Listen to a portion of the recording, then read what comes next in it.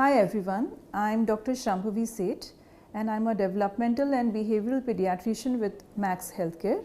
Today we are here to talk about autism and autism spectrum disorders. April being the Autism Awareness Month, we have been seeing a lot of children with autism lately in our OPDs. So what is autism?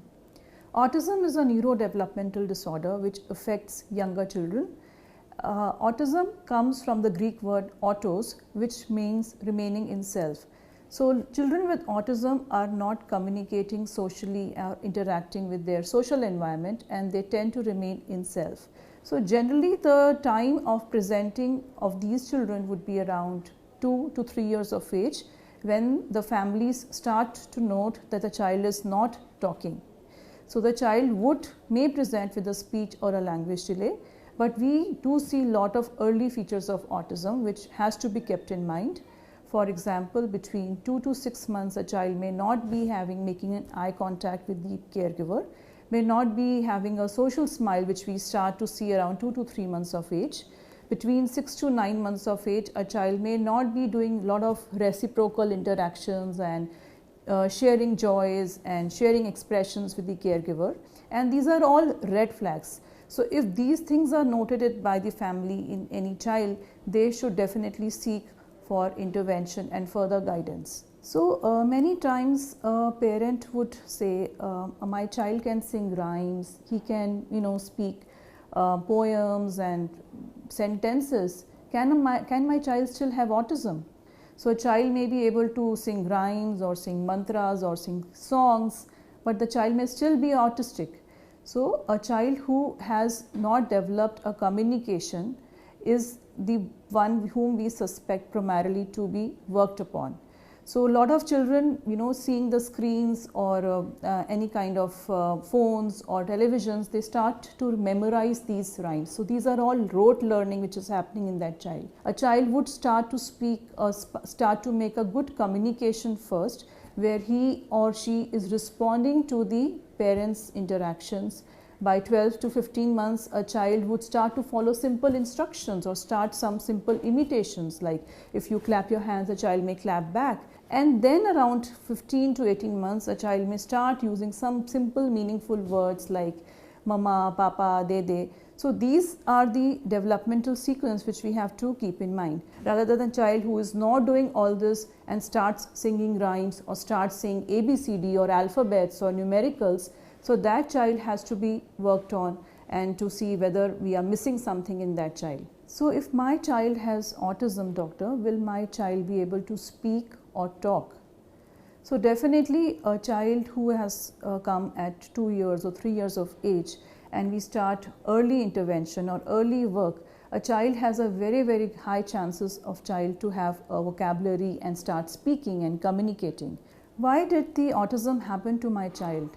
We did all the tests during the pregnancy and after birth, and everything was fine. So why did it happen? So exactly why autism would happen to a particular child is still unknown.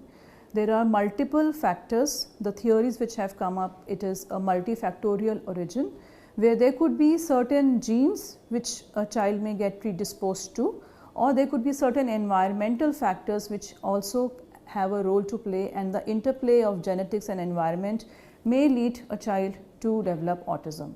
My child watched a lot of screen in the first 2 years of life. Did that lead to autism in my child? So we are seeing a lot of children, especially after the pandemic, who had a very high screen exposure in first 2 years of life and presenting with autism-like symptoms. So they may not, whether there is a direct relation or not, it is still unclear, but this could be a thing where a child is already predisposed to some kind of problem, and since the environment had a less stimulation or less interaction, the child was not exposed to that aspect, and the child started showing communication delays. Or many times we also do get a history where the parent would say the child was developing and speaking few words and doing interactions by 1.5 years of age, and the child suddenly stopped. So this kind of regression is also noted in many children.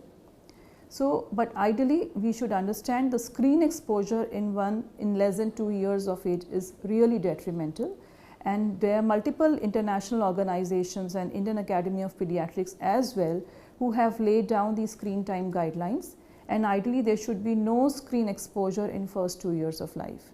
And if the child is more than 2 years and under 5 years of age, the screen exposure has to be limited to not more than 1 hour in a day, and that too it has to be supervised.